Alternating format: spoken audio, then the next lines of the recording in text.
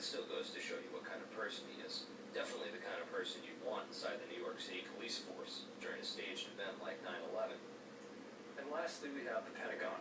It's certainly peculiar, to say the least, that Al-Qaeda terrorists hell-bent on destroying the USA would not crash their plane into the north wing of the Pentagon, where all the most important offices were, like Donald Rumsfeld, John Ashcroft, etc., and that they would instead choose to target the one section of the Pentagon that had most recently been refurbished to withstand missile impacts.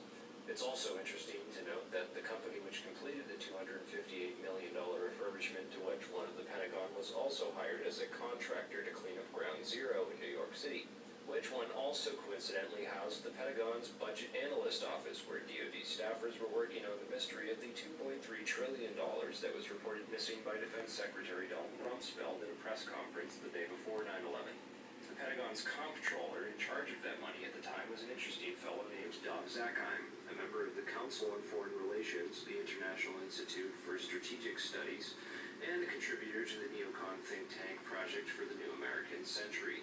Zakheim helped write the PNAC document Rebuilding America's Defenses, in which he is credited for the line which states, "Further, the process of transformation, even if it brings revolutionary change, is likely to be a long one, absent some catastrophic and catalyzing event, like a new Pearl Harbor." Several members of the Bush administration, including President Bush himself, would later refer to 9/11 as a new Pearl Harbor. A respected and established voice in the intelligence community, his views were eagerly accepted. And Dov went from his position at Systems Planning Corporation to become the comptroller of the Pentagon in May of 2001. Perhaps not so coincidentally, it was an SPC subsidiary, Tridata Corporation, that oversaw the investigation after the terrorist attacks on the World Trade Center in 1993. SPC, according to their official website, specializes in many areas of defense technology production and manufacture, including a system developed by their radar physics group called the Flight Termination System, or FTS.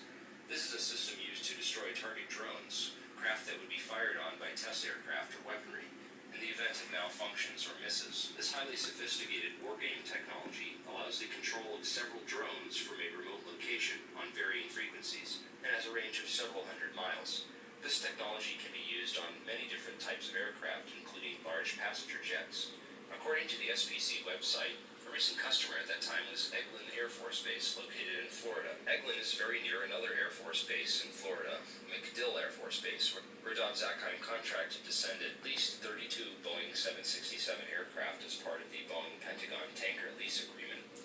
As the events of September 11, 2001 occurred, little was mentioned about these strange coincidences and the proximity of Dov Zakheim and his group.